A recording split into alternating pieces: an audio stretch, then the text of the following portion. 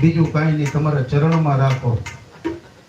રામનું મંદિર તો ગામે ગામ ચોરે હોય, પણ જ્યાં જ્યાં રામનું મંદિર હોય હનુમાન હોય જ. હનુમાન કે એમ નહીં, શંકરનું મંદિર હોય અહીંયા પણ મારી પ્રતિમા હોય. અને હનુમાનના મંદિર હંમેશા ગામના ઝાંપે હોય, એને ઝાંપે પથારી રાખે. રાજભવનમાં એને ભડકા ભાયરા પાધર પથારી રાખી.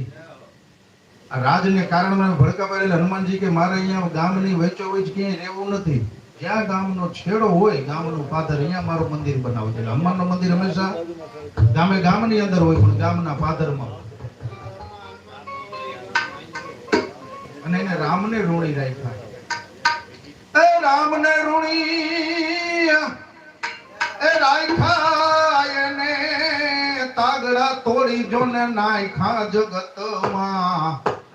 એક જ જલમો રે રે રે રામને ઋણી રાખ્યા. આ કવિ કાગની કલમે લખાયેલા ભજન છે બધા. એને તો રામાયણ ઉપર આખી પોતાની રામાયણ અલગ લખી છે.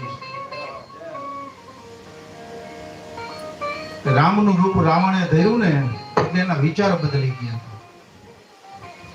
ગાવું મારો વિષય નથી, બોલવું મારો વિષય છે. ક્યારેક ક્યારેક હું સાહિત્ય કરું છું, આવો નાનો નાનો મોકો મળે ત્યારે. બાકી આપણે કોઈ પ્રોફેશનલ કલાકાર જ નથી, દાવો નથી કરતા, આપણે ગાયક છે. એવા એ સંકલ્પ આવે રે મારા રુદિયાને રોવરાવે રામનું. એ રૂપ ધરું ત્યાં તો મને એવા એ સંકલ્પ આવે.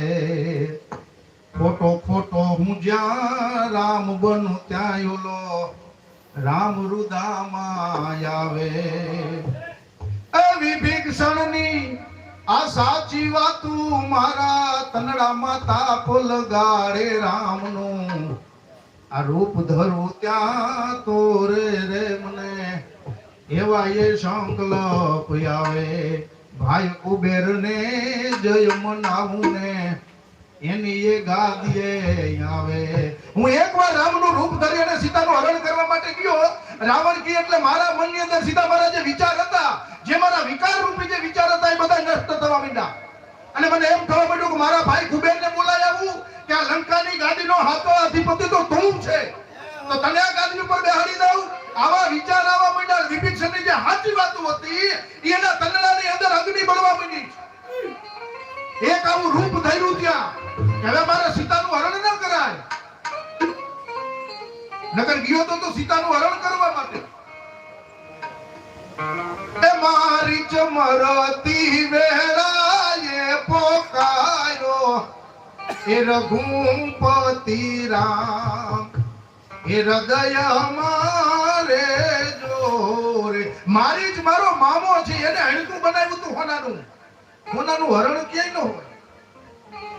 અને લેવા માટે જાવ ને ત્યારે એનું પરિણામ અલગ જ આવે છે. એ મારી જે રાવણનો મામો હતો એને હરણ બનાવ્યું હતું કે તમે અહીંયા કને હોનેરી મૃગ બનો. અને મૃગને જ્યારે રામે તીર માર્યું ને ત્યારે રામ એ મૃગ પણ મરતી વખતે હે રામ એવો શબ્દ કરી અને એના પ્રાણ છૂટા. એને પણ મોક્ષ આપી દીધો છે રામે. પણ મારે વાત થોડીક હનુમાનજીની કરવી છે કે હનુમાનજી શું છે. હનુમાનજીને તો રામનો વિચાર આવે ને પહેલા ખબર પડી જાય કે આજે મારા પ્રભુ આ કરવાના છે. આજે મારા પ્રભુના મનની અંદર જે વિચારોની ગળમથલ હાલે છે એ આ હાલી રહી છે. સીતાજીનું રામ ને રાવણનું જે યુદ્ધ પૂરું થયું, યુદ્ધ સંપૂર્ણ થઈ ગયું. વાત બહુ લાંબી છે, થોડુંક તમને ટૂંકમાં સાર કહી દઉં. રાવણ જ્યારે ભમકા ઉપર પડ્યો ને ત્યારે રાવણ પાસે ગયા છે. એક બાજુ 10 માથાનો રાવણ અને છેલ્લા શ્વાસ ગણી રહ્યો છે.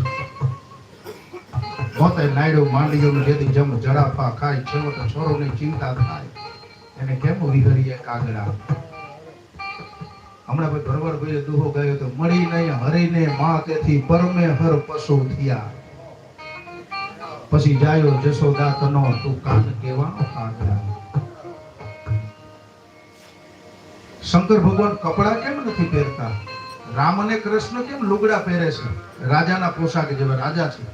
તો શંકર ભગવાન